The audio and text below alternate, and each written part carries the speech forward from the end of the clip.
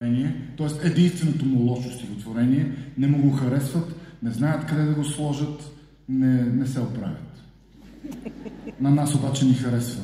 Вътре има трилър, има екшън, лирическият герой е полудял от ревност, до степен, че си говори с животни.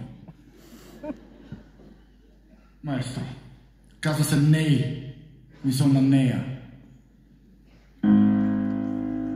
Питаш ме, защо съм аз дохождал нощя о вас? Как съм скочил през плета и що щял съм да крада? Кът мъжът ти не съм стар, да не видя в темна нощ. Аз имам за другар на поясът остър нож. Нощ бе темна, като рок. Примъкнах се, като смок. Слушам, гледам, всички спят. Спеше си и ти с мъжът. В градина там седнах, в ръка силна нощ стиснах. Ще излезе, рекох той, ще усети гневът мой.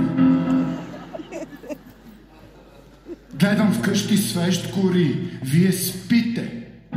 Мен в гърди силен пламък, яд гори, гняв ще ме умори. Впил съм очи в свеща, а не виждам, че нощта се премина и мина.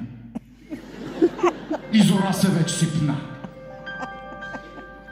Това е зората. Славя и песен си запя.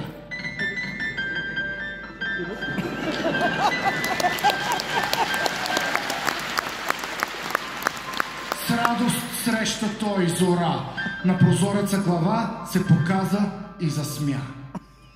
Тебе тутък си познах и тога се чак стреснах.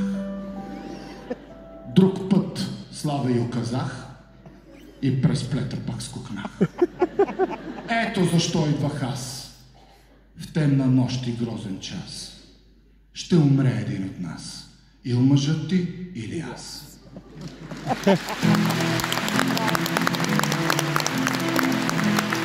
И сега те не му го харесват. Научните, академичните среди не му го харесват. Не знаят къде да го сложат в канона. Бил е подражавал на някой според тях. Пък имал ли е действително връзка с омъжена жена по това време? Нямал ли е? Не е ясно коя е, спори се. И най-важното, никъде за никаква България не става дума.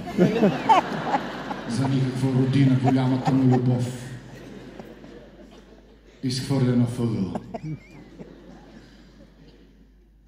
Обаче ние си познаваме Христо Ботев. Знаем на какво е бил способен. Знаем какво е извършил.